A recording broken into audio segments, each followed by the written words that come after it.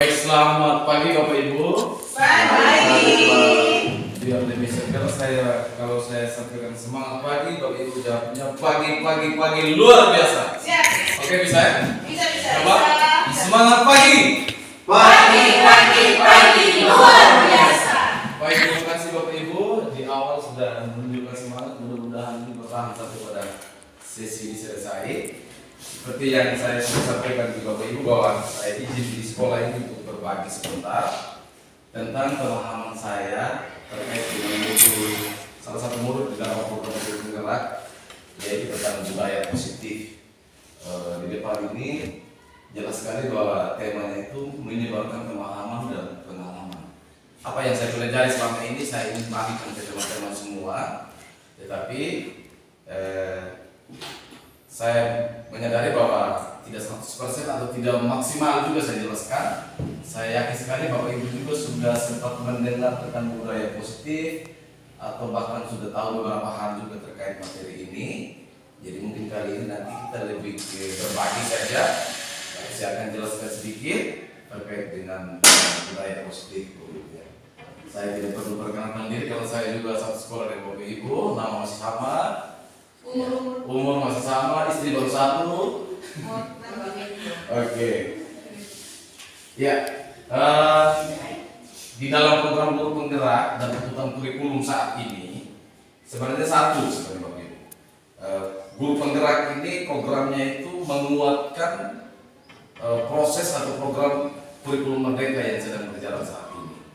Kalau dalam program Guru Penggerak itu lebih ke tips dan trik-trik bagaimana menangani siswa atau peserta didik supaya mendapatkan karakter yang sesuai dengan profil belajar Pancasila. Nanti kita lihat ini.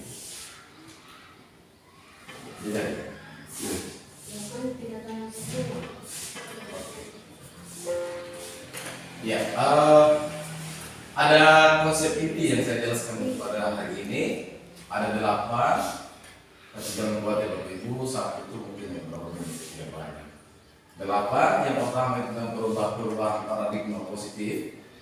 Di sini nanti kita akan melihat bersama pengalaman kita yang lalu menjadi seorang guru dengan apa yang diharapkan kurikulum saat ini, lebih ke pemikiran Ki Hajar Dewantara. Kita akan melihat paradigmanya. Nanti akan ada juga tentang disiplin positif, nilai-nilai yang kita capai, kemudian kebutuhan dasar manusia. Kita menangani peserta didik juga harus memperhatikan kebutuhan dasarnya, karena setiap perbuatan, setiap tindakan yang dilakukan peserta didik itu pasti punya alasan, pasti punya tujuan. Itu yang kita yakini. Lalu kemudian ada motivasi perilaku manusia, posisi kontrol, keyakinan kelas, dan segitiga restitusi. Bapak Ibu, yang 3 ini nanti yang menjadi paling tidak ada realisasi atau yang kita bisa buat yang kita terapkan di kelas. 3 hal ini yang paling utama. Baik, yang pertama tentang pembelajaran dengan paradigma baru. Bapak Ibu, untuk saat ini semua program pendidikan dikerahkan itu, proses-proses yang kita lalui itu semua itu bermuara pada pencapaian dimensi profil pelajaran Pancasila ini. Entah bagaimana hasilnya itu, bagaimana nilainya, bagaimana prosesnya itu, yang diharapkan kurikulum saat ini itu kita mencapai peserta didik yang memiliki 6 dimensi. Bapak Ibu sudah tahu ini karena kita sudah kali tahun kedua menjalankan kurikulum merdeka. Lalu satu prinsip utama dalam pengajaran dalam kurikulum merdeka ini yaitu pembelajaran berdiferensiasi. Ya, pembelajaran berdiferensiasi ini pembelajaran yang memang memperhatikan kebutuhan peserta didik dan juga memperhatikan tingkat usia dari siswa. Kenapa? Karena kita sering melakukan pembelajaran itu selalu berlaku sama dengan semua siswa. Ternyata tidak. Kalau kurikulum saat ini, paradigma saat ini itu siswa itu memiliki perbedaan masing-masing, memiliki tingkat kemajuan masing-masing, dan bahkan yang paling utama itu memiliki gaya belajar masing-masing. Ada yang belajarnya suka melihat gambar, ada yang belajarnya cukup mendengar rekaman, atau ada yang cara belajarnya lebih ke membuat video atau melihat video. Jauh dari situ. Jadi dulu. Pembelajaran yang pada intinya pemenuhan kebutuhan murid atau pembelajaran sesuai dengan gaya belajar peserta didik. Jadi nanti ada waktu khusus kita belajar khusus tentang berdiferensiasi itu kita rancang dia dalam sebentuk modul ajar, tetapi ada perlakuan khusus. Tetapi bagaimana memilihnya kita nanti ada yang namanya asesmen awal itu kita pilih itu supaya belajar dengan cara bagaimana. Nanti kita pilih nanti kita kasih mereka perlakuan berbeda gitu. Ya itu secara umum yang berdiferensiasi. Lalu di sini ada kesalahpahaman atau miskonsepsi tentang teori kontrol yang selama ini kita lakukan di guru. Yang pertama itu ilusi guru mengontrol murid. Jadi selama ini kita kembali lihat, kita kembali mengingat pengalaman kita waktu itu, kita lebih cenderung mengontrol murid. Setiap pagi murid saat ini tidak perlu jauh-jauh, murid kita saat ini di sini, mereka itu terbiasa dengan tunggu perintah guru, menunggu arahan guru baru mereka mau melakukan sesuatu. Kalau guru tidak memerintahkan sesuatu, memberikan instruksi, mereka tidak akan membuat apa-apa. Ya ini kebiasaan. Akhirnya apa yang terjadi? Ada saling ketergantungan di sini. Murid bergantung pada guru, ya tunggu guru dulu. Atau demikian juga guru bergantung dengan aman. Jadi ini yang masih tergolong sebuah kesalahpahaman. Lalu yang kedua ada ilusi kritik dan membuat rasa bersalah itu mampu menurunkan karakter. Ini salah satu teori guru, teori kontrol guru Bapak Ibu. Saya pernah melakukan ini, membuat siswa itu merasa bersalah. Misalnya seperti ini, ketika siswa melakukan pelanggaran, saya mengatakan begini, kamu sudah buat Pak Guru kecewa sekali dengan kamu. Kalau Pak Guru tahu kamu itu seperti ini, tapi kamu buat begini, Pak Guru sangat kecewa dengan kamu. Kata-kata ini Bapak Ibu, itu akan membuat siswa itu merasa bersalah. Dan dia merasa ada kesadaran, tapi dia lebih ke rasa bersalah. Ada macam penyesalan dalam sekarang ini. Kalau kita menyampaikan dengan halus, tetapi mengatakan bahwa kita kecewa dengan diri. Ini juga masih tergolong sebuah kesalahpahaman. Lalu yang kemudian yang ketiga, ilusi bahwa orang dewasa itu berhak memaksa. Kita sudah pasti pernah melakukan ini. Kita guru, kamu murid. Jadi ketika murid bertindak sesuatu atau seolah-olah kesannya mau melawan apa yang kita sampaikan atau peraturan yang kita sepakati, kesannya kita memaksa ke anak. Kalau tidak buat, nilaimu terancam atau lain sebagainya. Ini sering kita lakukan. Lalu yang terakhir ada ilusi bahwa semua penguatan positif efektif dan bermanfaat. Kita sering memberikan motivasi, sering memberikan penguatan kepada peserta didik, tetapi ini belum efektif juga. Karena kadang-kadang itu hanya bertahan sebentar saja, tidak permanen, sehingga itu masih tergolong sebagai sebuah miskonsepsi. Lalu yang berikut kita melihat sedikit beberapa paradigma stimulus respon ke pendekatan teori kontrol. Pemikiran bahwa kebutuhan kita sama, saat ini kita harus bisa melihat bahwa kebutuhan kita itu berbeda, atau kebutuhan peserta didik itu berbeda. Lalu yang kedua, semua orang melihat hal yang sama. Di sini juga kita harus bisa mencoba berpikir bahwa setiap orang memiliki gambaran yang berbeda. Karena kita melihat secara umum satu kelas, tetapi kita tidak melihat bahwa ada banyak perbedaan dalam sana. Lalu yang kemudian kita mencoba mengubah orang agar berpandangan sama dengan kita. Ini sering kita lakukan, kita ajak mereka, kita memaksakan pemikiran kita supaya mereka pun juga sama dengan kemampuan kita. Lalu yang kedua, yang berikut, orang lain bisa mengontrol saya. Di sini respon yang kita perlu menyadari bersama-sama bahwa hanya kita sendiri yang bisa mengontrol diri kita sendiri. Atau dalam konteks siswa, hanya siswa sendiri yang bisa mengontrol diri. Ini tujuan kita untuk membiasakan budaya positif nanti. Kita ingin mencoba agar sampai pada titik di mana siswa itu bisa mengontrol dirinya sendiri, bukan dikontrol oleh orang lain. Lalu pemaksaan ada pada saat bujukan gagal. Ketika kita rayu-rayu, kita bujuk anak itu tetap tidak mau, pasti kita paksa.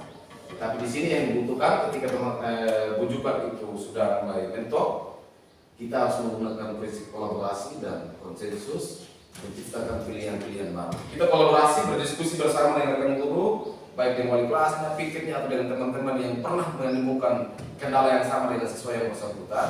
Pasti di situ akan ada beberapa ide baru yang bisa kita buat, itu maksudnya. Lalu berpikir menang kalah, sekarang kita coba berpikir menang dan menang. Ini Bapak Ibu ya. Baik, kesan musik ya, baik. Disiplin positif. Di sini tadi Pak Yoga waktu belum masuk, beliau sudah menyampaikan berasal dari bahasa ini ternyata ada di dalam. Jadi disiplin ini berasal dari kata bahasa Inggris ini ya. Disiplina yang artinya belajar.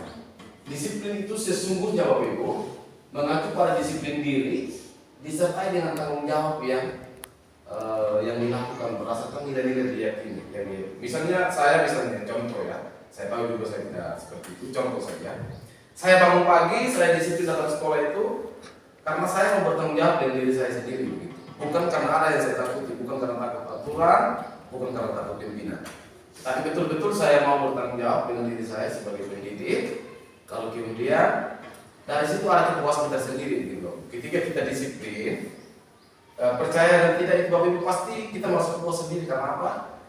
Banyak hal yang bisa kita kerjakan karena kita memanfaatkan waktu dengan baik. Itu paling penting dari kata disiplin. Sebenarnya bukan hanya sekedar taat dengan aturan tepat waktu, tapi lebih ke kita mampu bertanggung jawab dan kita meyakini beberapa hal positif.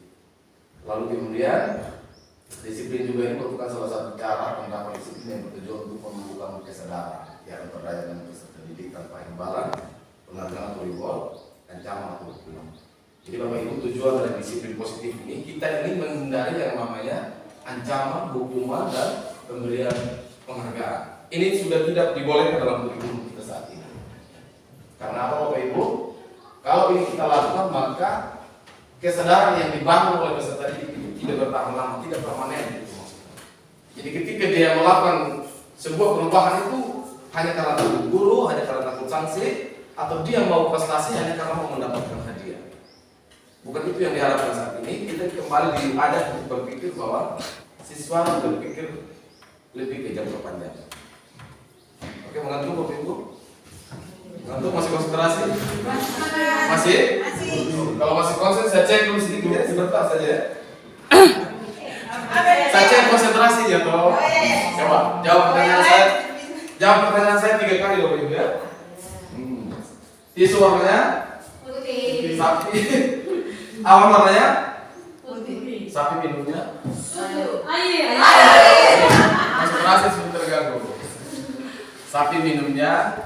Air. Susu Ibu. Aspal warnanya? Hitam. Rambut warnanya? Hitam. Kelelawar tidurnya kapan? Malam. Siang. Siang.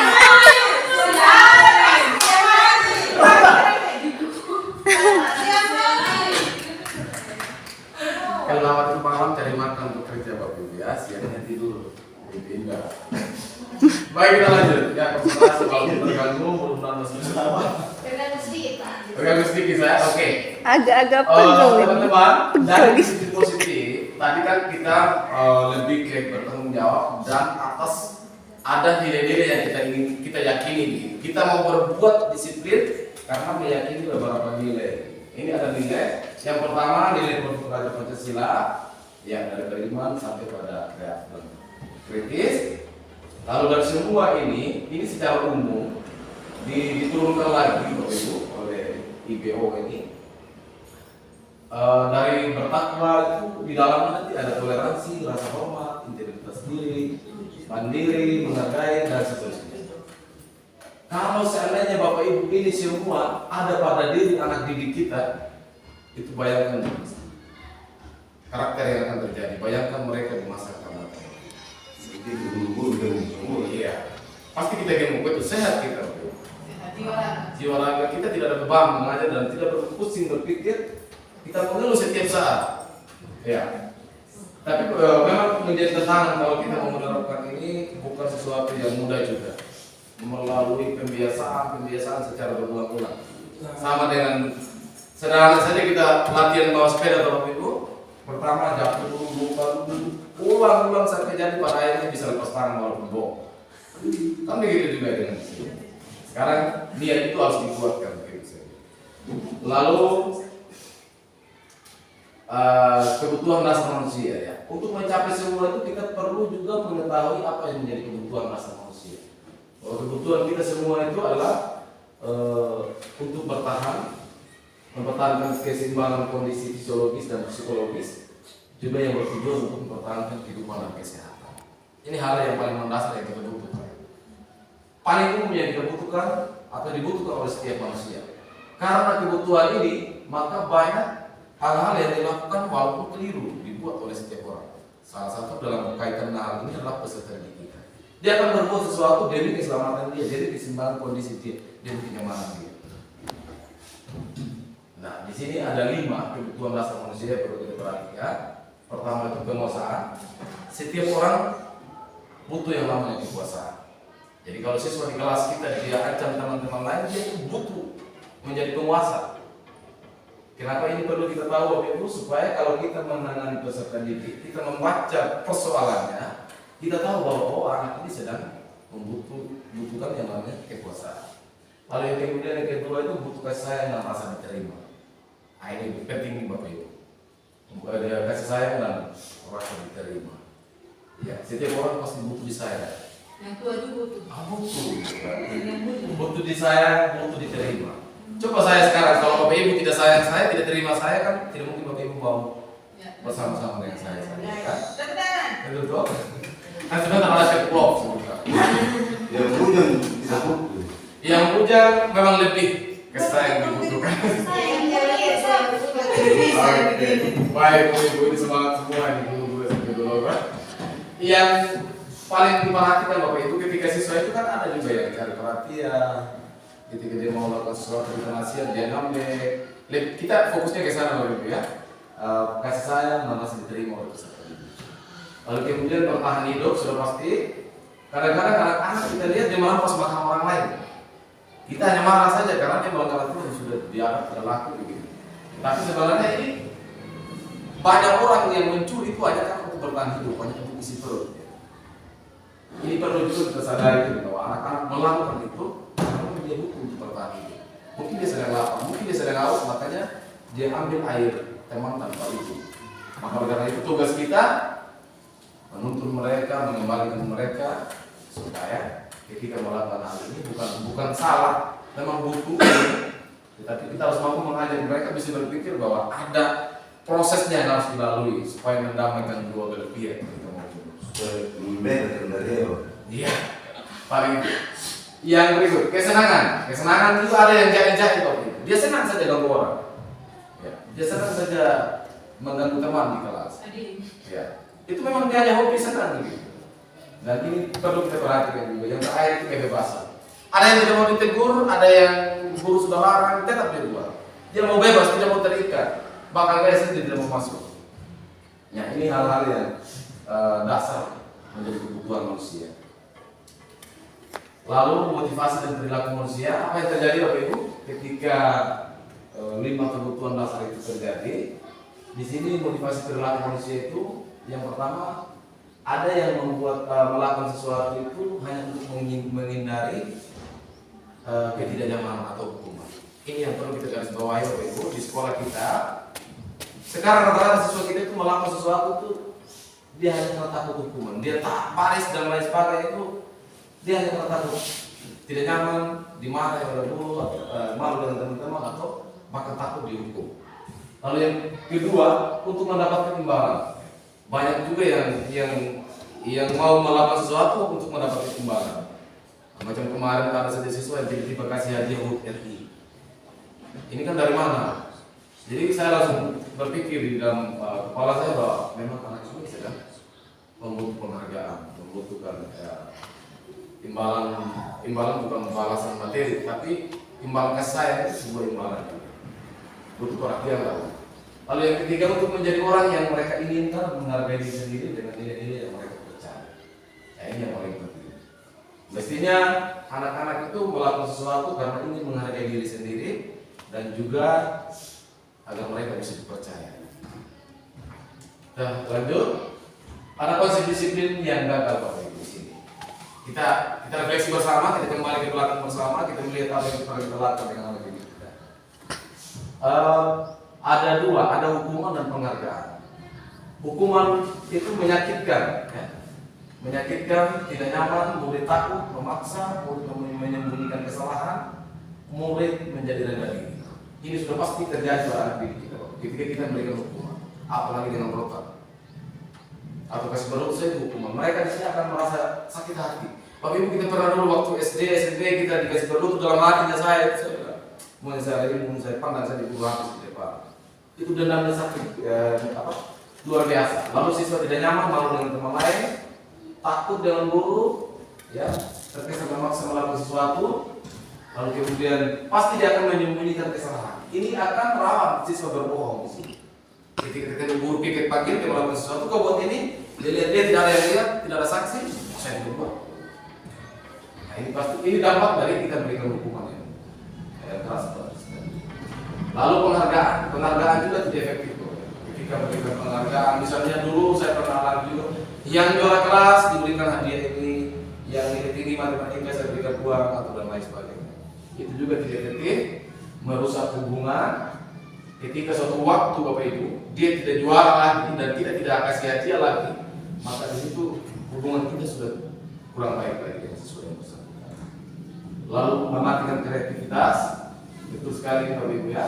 Ketika anak yang dapat prestasi, yang lain tidak dapat, dia akan diam-diam saja. Saya begini nih, maksud saya mungkin saya ini dia, dan memang dia sudah yang dapat penghargaan. Ini hal-hal juga terdampak dari penghargaan. Menghukum dengan sistem ranking. Ini sekarang kan tidak ada ranking kita didapat toh. Tidak ada. Ini sudah tidak dibolehkan lagi dalam kurikulum merdeka karena ini mematikan kreativitas anak. Lalu kemudian merampas hak menghargai diri. Ya. Jadi sebenarnya dia ingin menghargai dirinya, tetapi karena perlakuan kita, siswa kemudian merasa haknya dirampas. Oke, kita lanjut. Ini yang sukses Bapak Ibu, konsep disiplin. Ada konsekuensi dan ada restitusi. Ya, ini yang arahnya kita akan sampai pada bagaimana kita melakukan sebuah restitusi. Jadi konsekuensi itu penguatannya jangka pendek. Jadi ketika kita memantau siswa tidak melanggar peraturan atau tidak mengerjakan PR, maka kita akan diskusi dengan siswa. Konsekuensinya, misalnya salah satunya kamu kerjakan ini di jam istirahat, selesaikan karena kamu sudah melanggar. Tetapi semua ini Bapak Ibu harus didasari dari kesepakatan bersama, kesepakatan kelas atau keyakinan kelas. Jadi kita buat keyakinan bersama peserta didik, diyakini bersama, disepakati bersama. Ketika ada yang melanggar, baru kita melakukan yang namanya restitusi atau memberikan konsekuensi. Perlu monitoring, memberikan stimulus atau merespon siswa, murid menghormati peraturan dan kehilangan waktu untuk merenungi kesalahan. Ini paling akhir ini ya kita juga harus refleksikan Bapak Ibu supaya siswa itu jangan sampai berlarut-larut dalam merenungi kesalahan. Ketika kita marah dan memberikan kecaman kan kadang-kadang lama juga, bahkan ada yang secara diam-diam dia pulang karena malu dengan teman-teman. Jadi di sini Bapak Ibu guru peran kita coba melihat di restitusi. Murid bertanggung jawab untuk perilakunya. Jadi murid itu yang menyadari tindakan apa yang dia buat atas kesalahan yang dia buat. Jadi dia yang harus melakukan itu, dia harus menyadari sendiri. Kenapa? Tujuannya supaya permanen Bapak Ibu. Dia tersimpan lama. Ketika misalnya kamu anggap ini baik, tidak perlu. Kalau begitu, adakah solusi yang apa yang kamu bisa buat untuk memperbaiki kesalahan ini? Ini kalau bahasa ini pertanyaan ini yang kita kasih ke siswa dan siswa mengungkapkan perbaikan yang ingin dia lakukan, itu akan tersimpan lebih lama dalam pemikiran dia, karena dia yang mengusulkan semangat untuk memperbaiki kesalahan. Jadi ketika mereka berbuat salah, mereka tidak lari, tapi mereka siap untuk memperbaiki kesalahan. Caranya bagaimana Bapak Ibu? Nanti ada tips yang bisa digunakan, yaitu menggunakan segitiga restitusi. Selamat datang Ibu Grace. Oke. Baik. Ini ada pengertian restitusi Bapak Ibu. Konsep disiplin pendekatan restitusi. Ketika ada pelanggaran yang kita lakukan itu restitusi. Jadi nanti mudah-mudahan setelah ini kita viralkan, kita coba terapkan yang namanya dialog segitiga restitusi. Jadi ada satu contoh video bagaimana seorang guru menangani peserta didiknya. Pengertian restitusi itu proses menciptakan kondisi bagi murid untuk memperbaiki kesalahan mereka, sehingga mereka bisa kembali pada kelompok mereka dengan karakter yang lebih kuat. Ya, ini dalam sekali Bapak Ibu ya. Ketika anak melakukan kesalahan, bagaimana kita berdialog dengan anak, membangkitkan kesadaran dalam dirinya, niat perubahannya, dan kita secara humanitas Pak, pendekatan yang sangat dekat dengan anak, sehingga setelah penyelesaian masalah anak itu tidak mau kembali ke kelompoknya. Kadang-kadang anak-anak pulang dari kantor kan dia malu-malu begini, apalagi kena hukuman kan. Jadi ini yang paling utama.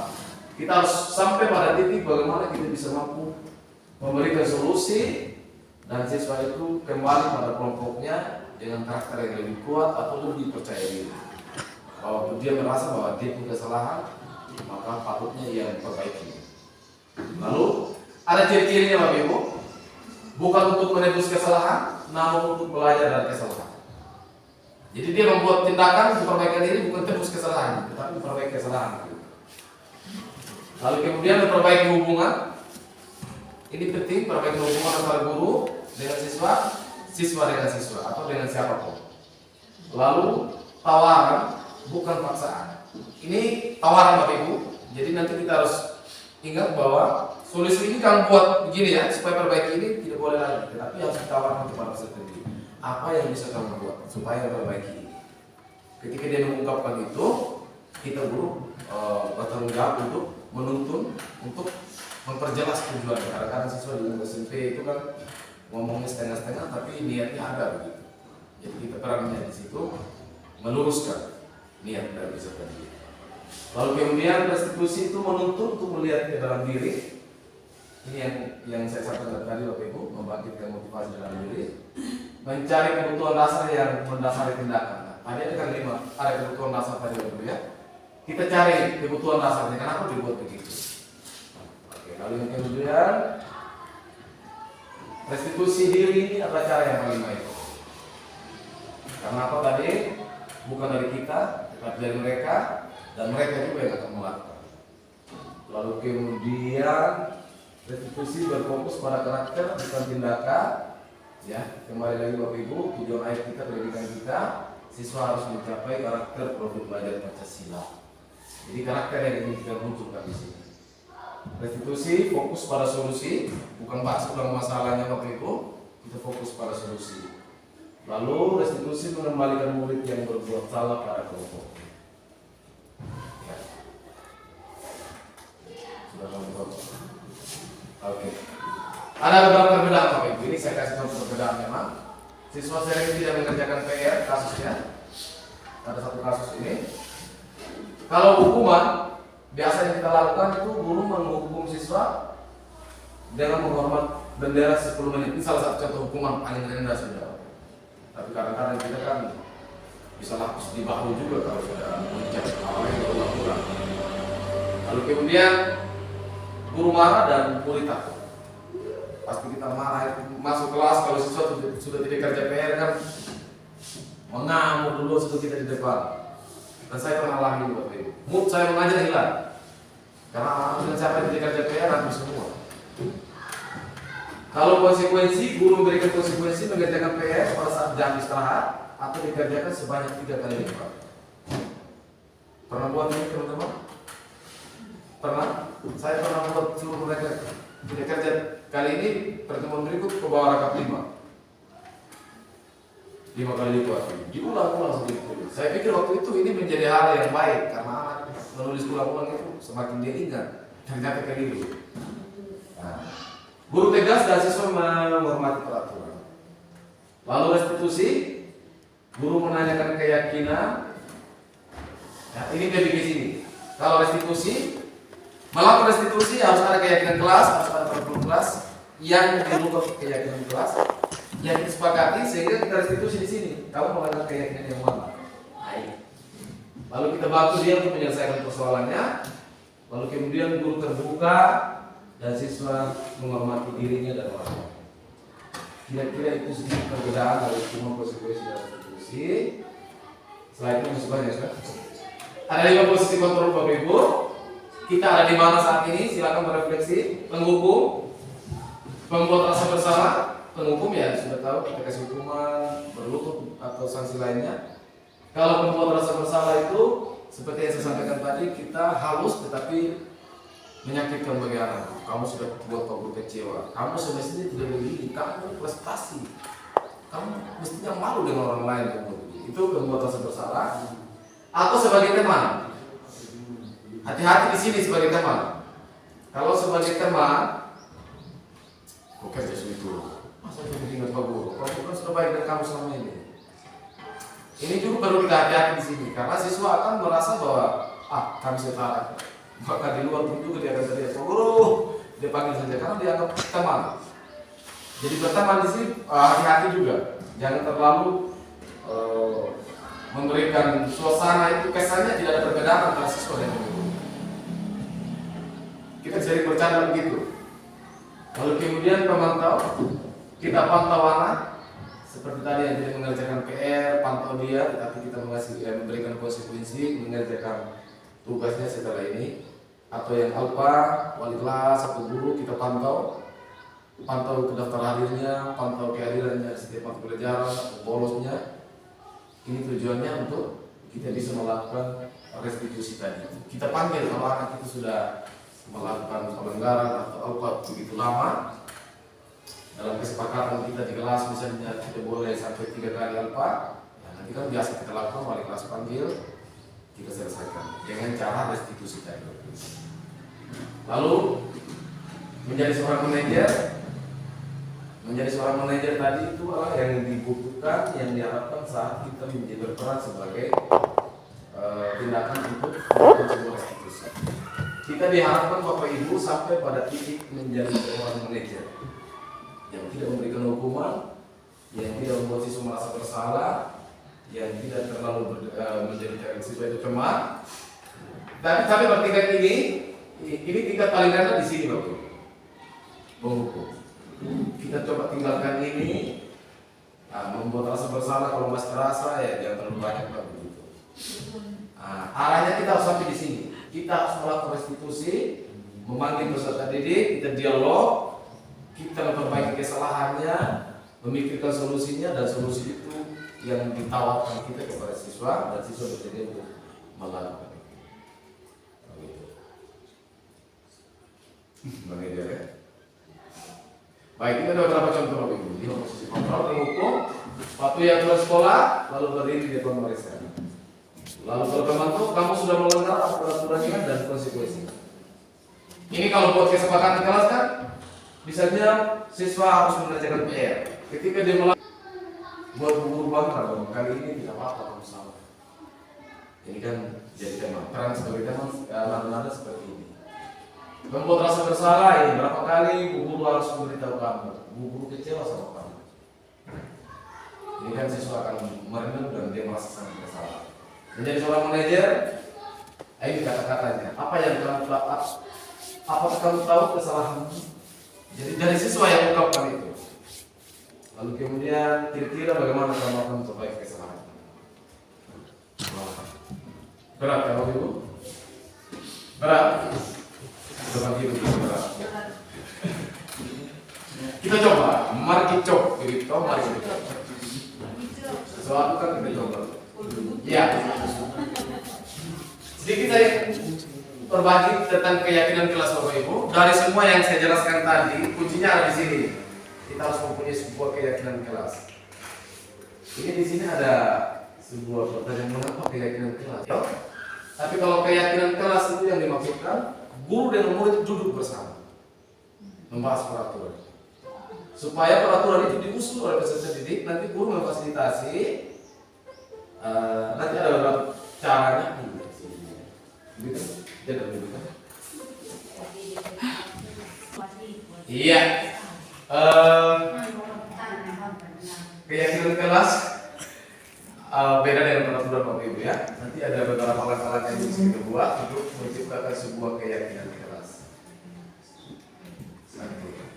Ini ada satu contoh yang saya buat di kelas ya. Bapak Ibu di kelas 7 membuat keyakinan kelas. Pertama itu yang kita buat itu siswa berdiskusi. Mereka berdiskusi, kira-kira kita mau apa supaya pembelajaran matematika ini aman begitu. Kamu pasti tahu hal-hal apa yang tidak boleh kita lakukan dalam mengikuti les atau dalam kelas. Jadi mereka akan buat, nanti mereka kalimat ini kalimat negatif semua, banyak yang positif juga. Bisa jadi begini kan, tidak boleh keluar ruangan, itu kan kalimat-kalimat negatif. Nanti kita guru merubahnya di kalimat positif. Nanti ada beberapa contoh sebenarnya. Yang kedua, setelah mereka berdiskusi, mereka akan menyusunnya, lalu menempelkannya di papan. Kita melihat dan tanggung jawab kita sebagai guru, kita pilih yang sama. Karena beberapa siswa kan beberapa kelompok. Misalnya masuk tepat waktu, ada juga yang bilang dalam sekolah tepat waktu, tapi konteks disiplin sama-sama kita buat menjadi satu aturan. Lalu kemudian setelah disortir, dipilih yang sama, kita sepakati, kita bacakan kembali yang ini bagaimana, sepakat dengan siswa. Deal semua, oke, baru kita mulai menentukan keyakinan di kelas. Ya. Tapi ini ada triknya. Saat kita menuliskan keyakinan kelas itu tidak selamanya seperti yang kita inginkan. Format kalimat positif jarang-jarang muncul. Maka di sini guru akan meluruskan kalimat-kalimat negatif itu. Astaga, ini lagi. Ini budaya gitu. Nanti kita guru mengubahnya menjadi datang tepat waktu. Jadi dari kata kalimat negatif kita ubah ke bentuk positif. Lalu kemudian jangan membuang sampah di tempat di lantai kelas. Kalimat positifnya itu bisa membuang sampah pada tempatnya. Hanya itu saja tanggung jawab sebagai guru, karena siswa bebas menulis. Jadi tidak peduli yang negatif dia tulis saja. Jangan ngobrol ketika guru menjelaskan di kelas, kita ganti memperhatikan penjelasan guru.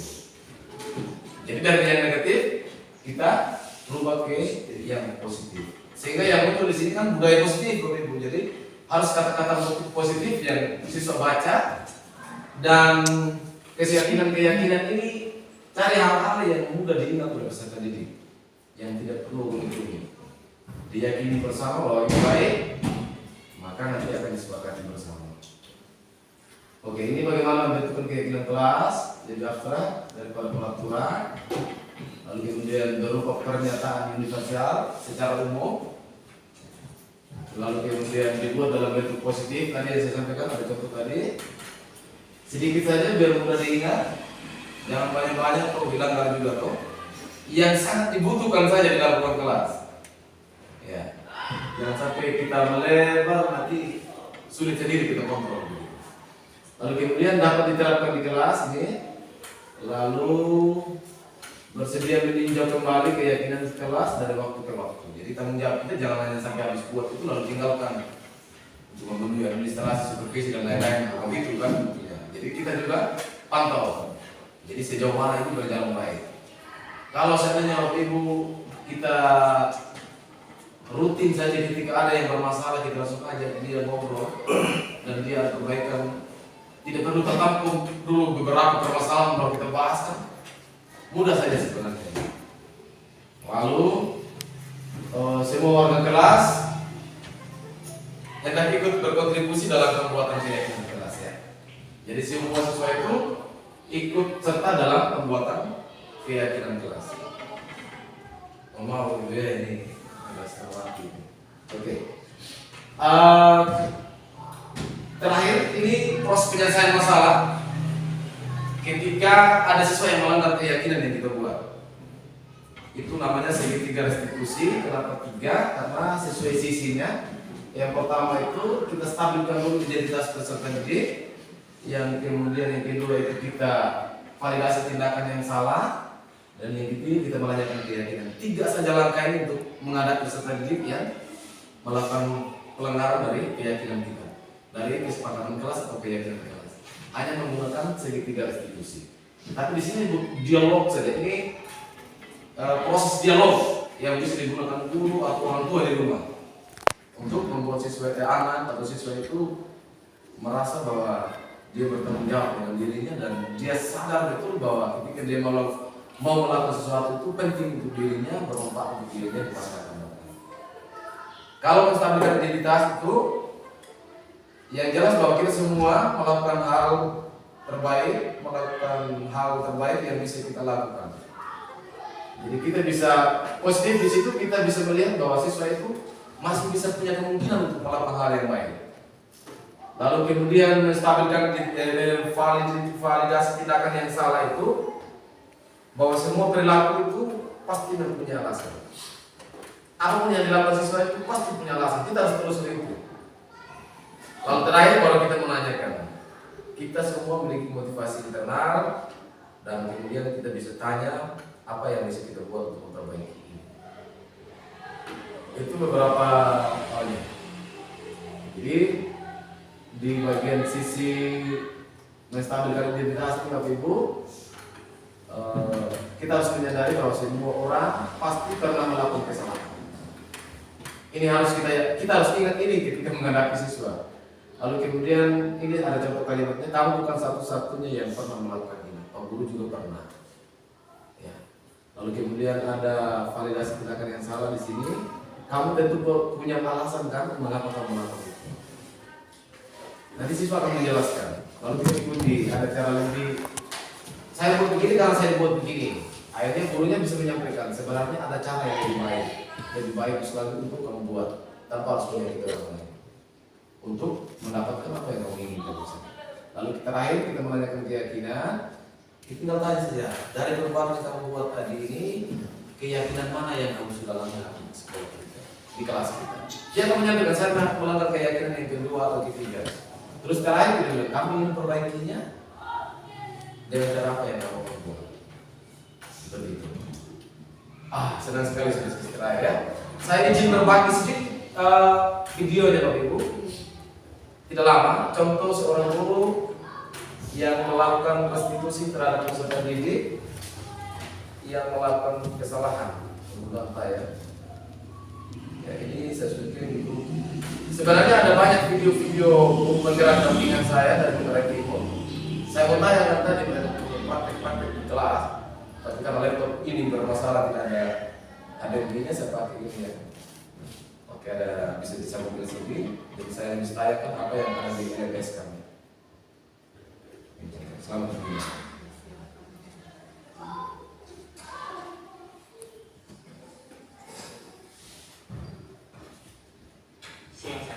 Siapa? Sudah lama ya ketemu saya. Kenapa hari ini di sini? Kesel Pak, kesel banget. Masa aku dikatain tukang fitnah Pak? Ya aku marah lah.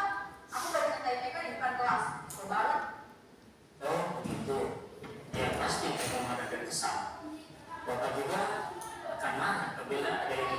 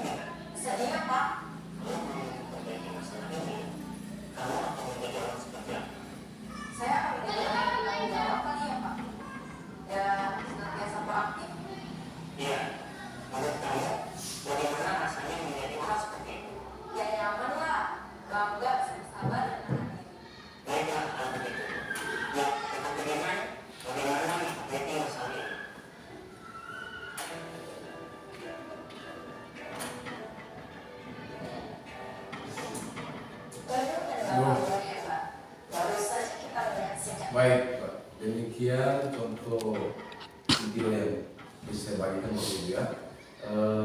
Itu memang berlaku di daerah video-video pilihan dari Kemendikbud yang dibagikan di LPS itu menjadi contoh kepada semua CGP yang mengikuti program ini. Nanti Bapak Ibu kalau ikut guru penggerak akan menemukan video ini di dalam modul. Memang tadi kan kita melihat siswa itu kan tidak sama dengan siswa kita di sini yang bisa berinteraksi bagus loh.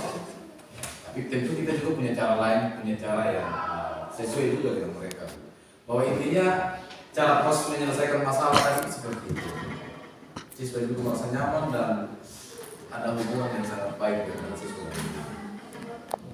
Baik. Saya pikir sampai di sini yang saya bisa bagikan. Yang terakhir Bapak Ibu, saya mungkin minta sedikit respon dari Bapak Ibu. 1-2 hal saja, tidak perlu ada yang mau berbagi sedikit saja atau mengapresiasi atau menyampaikan sedikit sesuatu yang didapatkan dari apa yang saya sampaikan hari ini. Singkat saja apa yang baru buat Bapak Ibu, apa yang kemudian bisa Bapak Ibu coba, niat yang Bapak Ibu ingin lakukan itu saja. Saya minta 1 orang. Silakan. Terima kasih atas kesempatannya. Terima kasih juga atas materi yang Bapak kasih. Materinya sangat termasuk yang juga.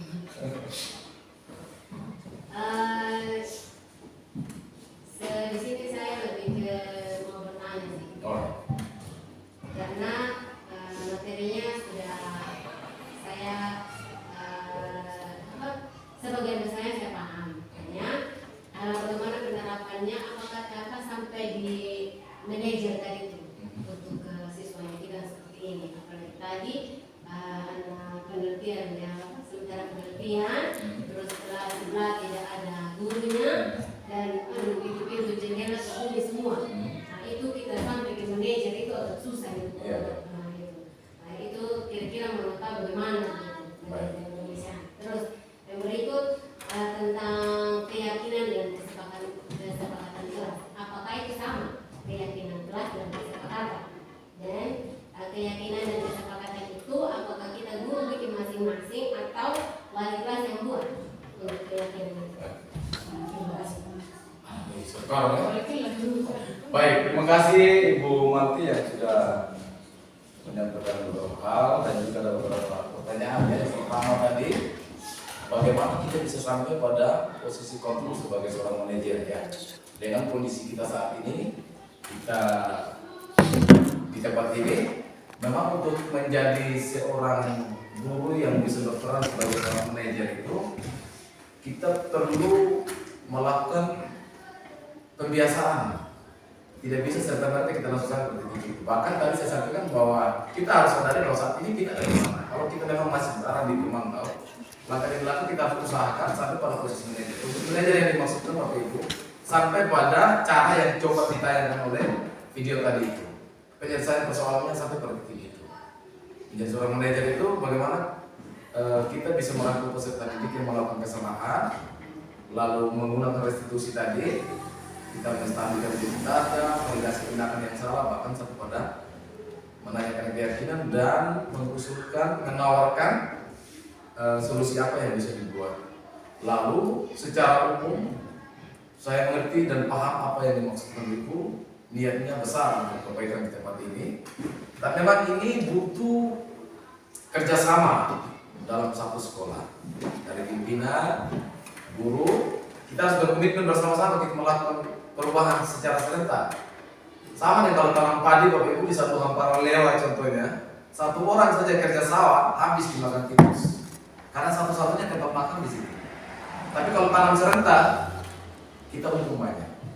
Saya pikir ini hal yang mesti kita jadikan semangat bersama di tempat ini. Kalau punya komitmen bersama, saya pikir tidak ada masalah. Yang penting kerjasama pimpinan, guru, kita bersinergi bersama, dan paling utama teladan itu kita harus utama.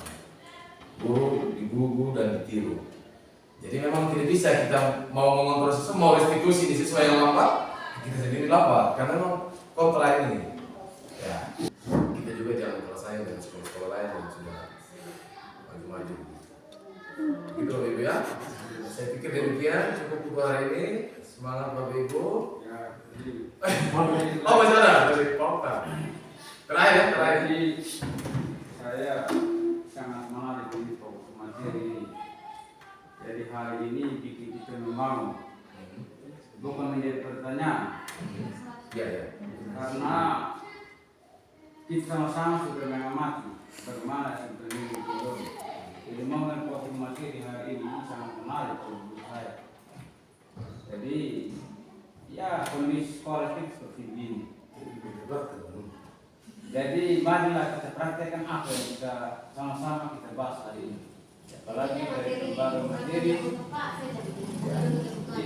sangat menarik. Kalau sampai materi ini kita bisa atasi, maka semua guru kita gini. Iya betul. Tangan. Jadi sama-sama sejahtera antara lembaga dan Guru, murid dan semua. Karena tujuan akhir kita ini memang harus ada pada keselamatan dan kebahagiaan. Siswa selamat, bahagia, guru pun juga bahagia. Selamat dari baca tuntutan, tekanan dan lebih mengeluh dengan aktif. Jadi mari berjuang, kita bergerak bersama. Semoga sukses dan pelayannya kita menjadi orang yang guru yang bebas, guru yang bahagia dan menghasilkan peserta didik generasi bangsa yang luar biasa. Demikian untuk hari ini. Terima kasih untuk bersamaan kita Bapak Ibu. Akhirnya saya tutup sesi kita ini dengan sebuah pantun kesepian tanpa kekasih, setia dan terima kasih.